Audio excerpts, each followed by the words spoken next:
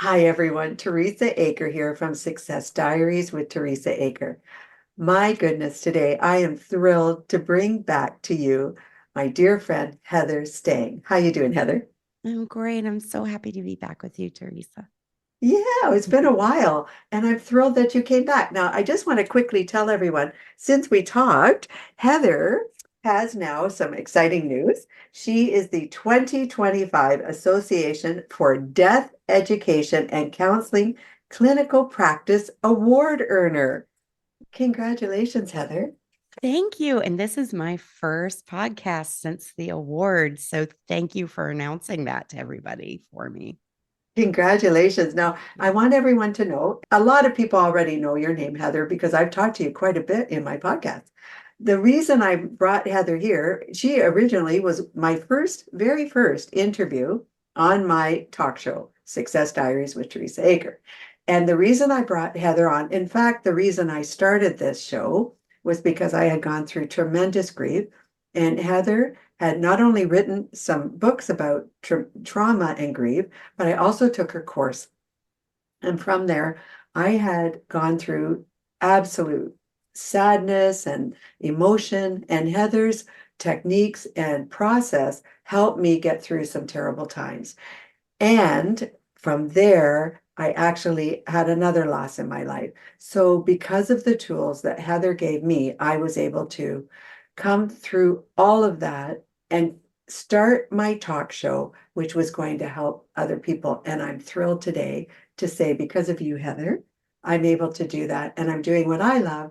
However, the biggest part of all of that was taking what I learned from you and helping other people. So thank you. Let's go back to you now, Heather. Talk to us about how you got started and where you're at today. First, I can't go on without acknowledging you and what you have been through and what you've created. And on day one, when you met with me after your husband died, and I remember that, I always remember a first meeting. It's usually very intense, and usually you have no idea how you are going to survive this. That's true.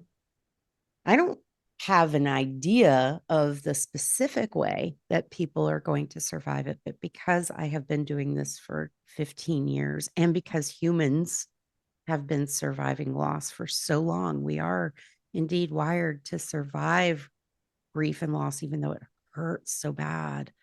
I knew there would be a way, but you and I collaborate for that way to happen.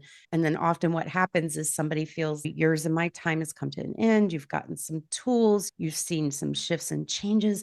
And then when I get to meet people years later, it's so fascinating to see what they've done.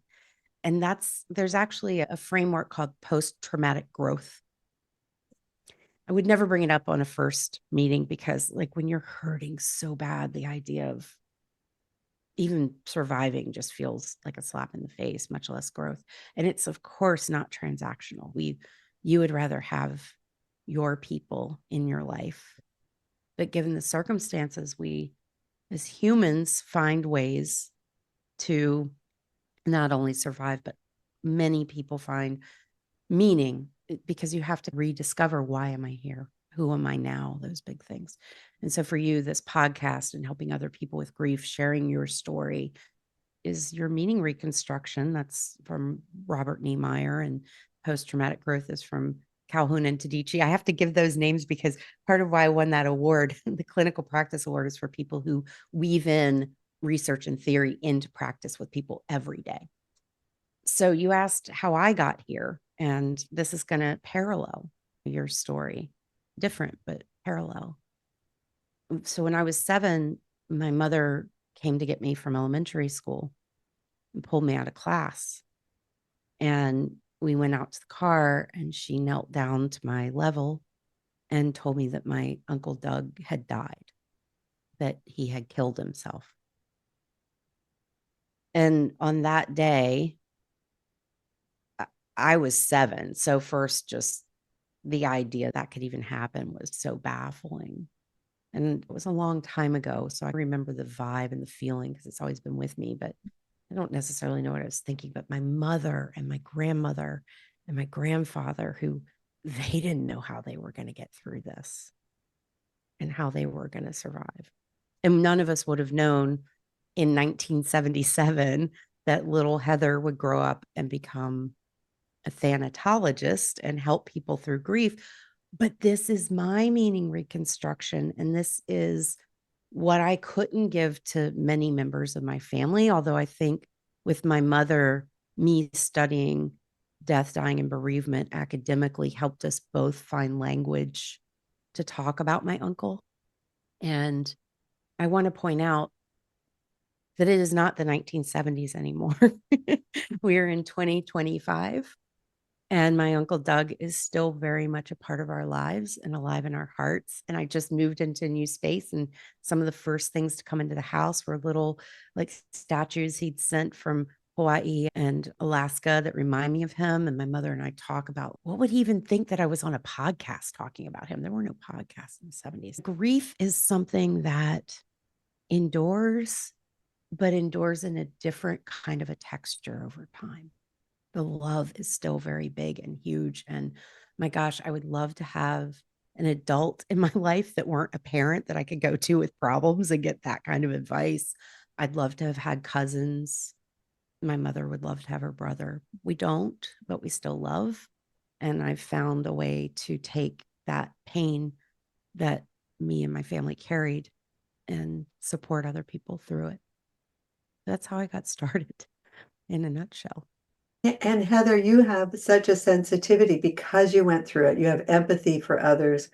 That's what I found too. I don't know that I had in fact, I know I didn't have the empathy because I couldn't understand when people lost loved ones. I can remember saying the standard, "Oh, I'm sorry for your loss." Now it feels so empty because when you really do love someone you care about, you love, there's so many layers and so much pain. And honestly, it's such a heart-wrenching time. And this is 4 years later for me even. And every now and then it comes up and there's nothing you can do about it. It's still, it's not forever. It has certainly changed, but you're right, Heather. You have to find a way to work through it. And I work through it just as you did. And we're trying to heal that trauma and use that empathy and help other people. And I commend you for that, my friend. I do. I think that's an important note is it's hard to have empathy if you haven't been through it. It's Because true. even though I went through it at 7, I did not do my grief work until I think it was my 30s. And when I think about the space between Heather at 7 and Heather, who had this pretty powerful yoga experience where all my grief that I'd been suppressing came out of my body and was the turning point in my life and career. And I look back and cringe at the times when I was insensitive to people who had major losses. And that also gives me empathy for people when now knowing what I know, I hear somebody say something insensitive. Yeah. I can be like, and there, but for the grace of God goes on, I was there too. We've all been there where we have not understood because if you haven't lost something big in your life, it's hard to understand the impact for somebody else. But once you do have that, it's often that empathy and compassion that you feel for other people that can help you feel less hopeless. And that's an aspect of self compassion called common humanity. And this is work from Dr. Kristen Neff, who researches self compassion. And common humanity lets us know we're not alone and it's a lot less scary. Heather, well said. Absolutely said. If we could circle back a bit too, as you said, it's not the 70s anymore. We do deal with grief differently, I think, than we did when we were young. I can remember certain relatives also passing away, and we just didn't talk about it. We kind of, my parents, I can remember going off to funerals, and I never even went, and I didn't even understand it. Oh, your uncle, whoever died, or your aunt, whatever died. And I can remember thinking at the time, oh, you just because they may not have been people you saw or understood. And my mother, I can remember her really not showing any emotion about it. But here's the thing, when those times, my mom had lost her mother at a very young age when she was 5. So her sensitivity to loss, she had built up a almost an immune feeling to it, like not getting too close to people because she lost someone at such a young age. And she dealt with her own grief without having a chance. No one, her aunt and uncle took her in, and she was just swept to another school and get over it. And I think it was horrendous that she had to go through that. And today we understand grief. Would that be fair, Heather? It is fair. We're still a grief illiterate society, but it is getting better. Okay. For me, it when my day to day, because I live in the world of death, dying, and bereavement, it will seem like everybody's great. We got this. We can talk about it. But then I'll get invited into a place where maybe they're inviting me in to do a talk on grief literacy. I recently did an educational seminar for a group of elder law lawyers. It was an association of elder law lawyers. And they work with wills, estates, trust. As people are getting Alzheimer's, they're working with the children to manage. They're in the trenches. They are what I would call a grief adjacent industry or grief adjacent career. And a lot of them were curious about grief because they hadn't been taught it, or they've been through it themselves Right. and hadn't yet done their work. So I spent about an hour doing what I call grief. It's like a grief 101, if you will, where I talk about how the grieving brain and the nervous system and the body is impacted. So, how a grieving person, and tell me if you felt this way, because I certainly have. I've had many losses since my uncle. You feel like you're going crazy and losing your mind. And there's neuroscience now to show why you feel like that. You're And not tell going us why, crazy. Heather. Tell us, because you're right. I had a foggy brain. I was lost. I couldn't seem to concentrate. What is that? So the neuroscientist Mary Frances O'Connor has done a lot of research on this. And for anyone who loves the nerdy stuff like I do, her books, The Grieving Brain and The Grieving Body, two separate books, are great. And really what's happening is our attachment system, when we bond with somebody who is our one and only, to use Dr. O'Connor's language, whether it's a parent or spouse or child, anybody special, our brain changes. That bond gets hardwired in. And when they go missing, that bond feels broken and the brain starts searching for them. This is biologically adaptive because as humans, we need other humans to survive. An infant needs their parent. We need a mother and a Mm. child to feel connected. And same with our spouses and partners and even friends. I don't want to limit the list because it's different for everybody. And so there's this tracking that we have where right now you have an idea of where all of your people are, maybe not literally, but you're like I can feel, I have a sense that my mother's in North Carolina somewhere and that she's alive. And if somebody called, and God forbid it will happen someday, but tells me that she's not, cognitively, I might understand that, but my brain is not going to get that message. It has to learn that the person is no longer here. And that takes time and repetition. And so all these resources are firing off in your brain, looking for the person. This we center is getting destroyed. And there's a lot happening under the hood, so to speak, that takes resources away from things like focus and cognitive ability. So many people tell me, and I myself have experienced it, how hard it is to read or to It remember where you is. put your keys. Like it would get so forgetful. And it's because the brain is just, there's so many other things going on. Thank you Um, for explaining that because it's strange because so as I said, I lost my daughter at Christmas last year, not this past year, the year before. And it was devastating. I couldn't believe this was happening again. And I remember that same feeling, that loss.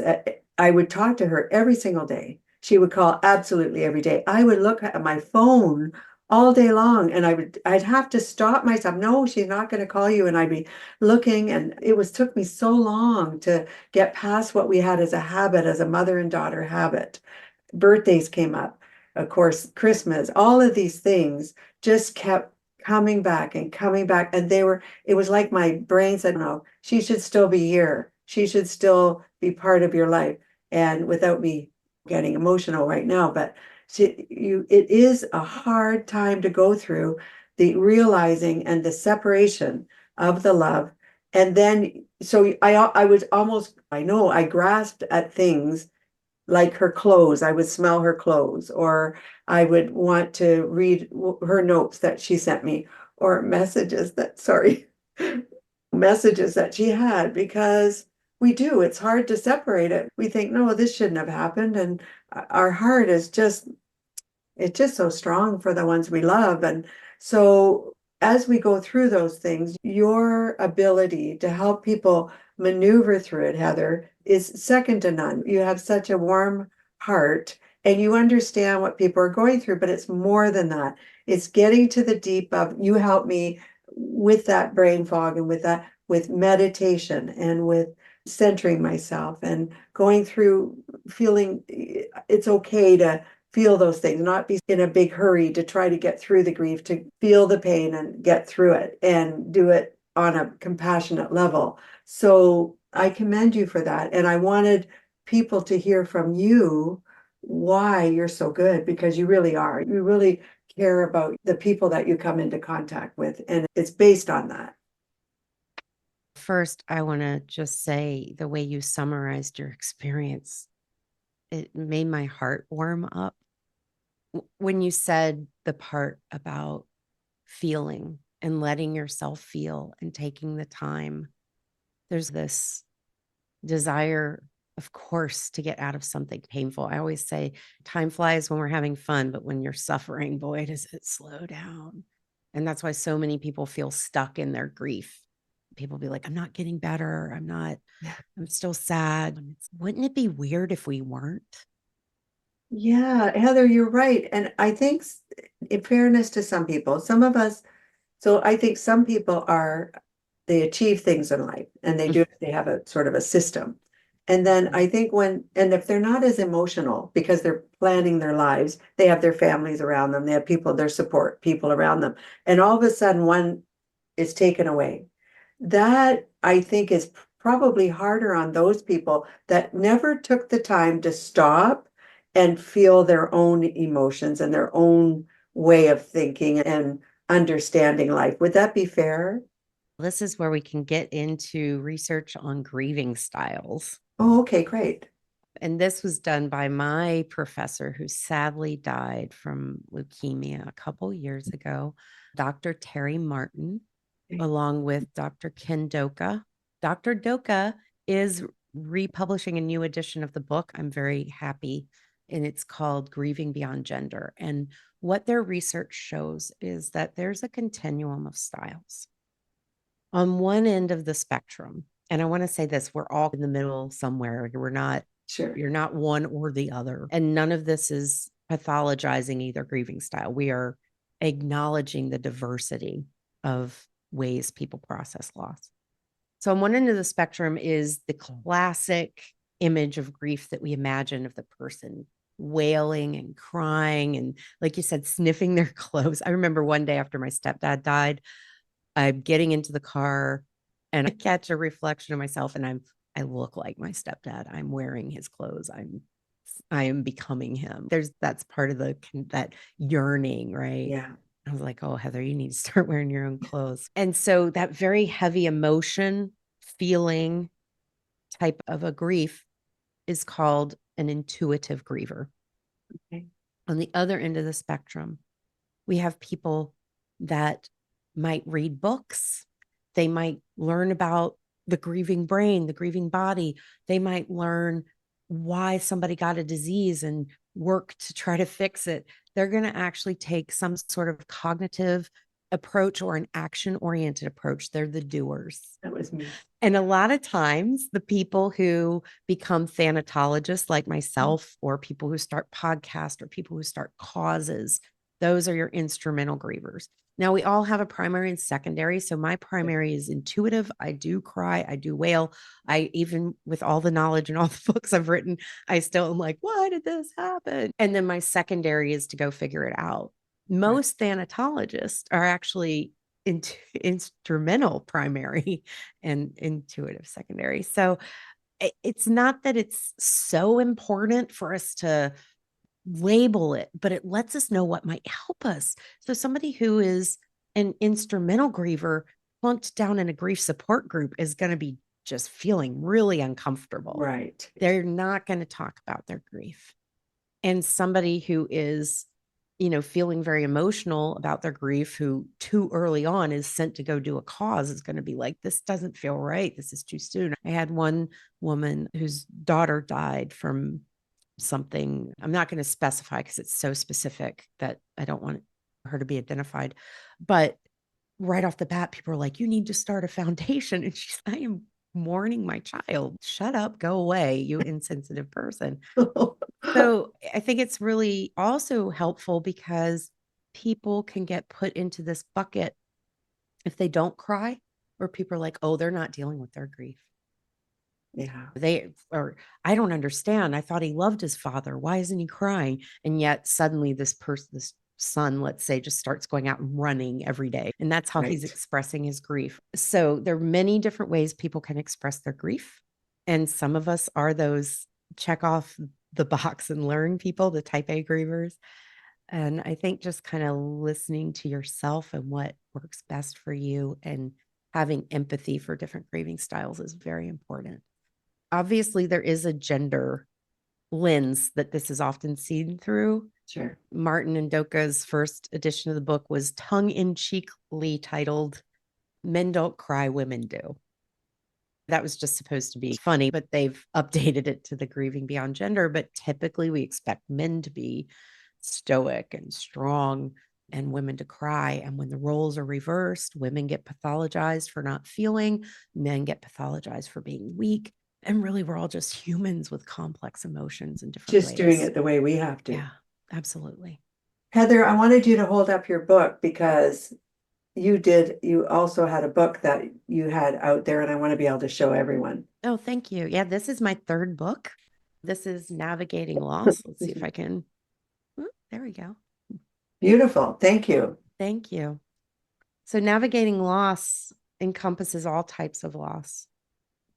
It was primarily started as a response to the many losses we experienced during the pandemic, both death and non-death.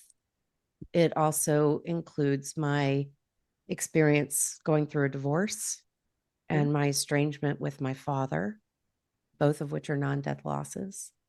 And a lot of people who experience a death-related loss will also experience secondary losses that aren't death-related, financial or maybe relocation, social groups fading away or being shattered completely. So I'm very pleased with this book because I think it can reach so many different people, no matter what kind of loss they're struggling with. Thank you, Heather. And you can get that on Amazon? Of course. And your local bookseller can order it, or Amazon, Barnes and Noble. Perfect. All the places. I'll make sure it's all on here. Heather, you've been wonderful again. You've been amazing. And I have so much more that we could talk about. So I'm going to make sure all your information's here on the show notes. And I wondered if you would come back again down the road and answer any more questions that we have. I'd love to have you as a regular on my show because you have so much to offer and there's more questions that we have for you. I would love to. I always enjoy spending time with you. And I just want to thank you from the depths of my heart for the work you're doing. One of the joys in my work is when I see somebody I've worked with sharing their story and helping other people. It's just this beautiful web that happens. And while I wish none of us had to go through the pain of loss, it is a reality. And so my heart is always warmed when I can see us lean into each other for support and connection. Thank you, Heather. I truly appreciate you and everything that you do. So to everyone, this is Heather Stang. I'm going to make sure all her information's on the show notes, and do go over to Amazon or your local bookstore and look for her book there. She's going to be giving you so much information. To everyone else, this is Teresa Aker from Success Diaries with Teresa Aker. Do subscribe to my channel. I appreciate that. And I hope you're all having a great day. I look forward to talking to you very soon. Bye-bye now.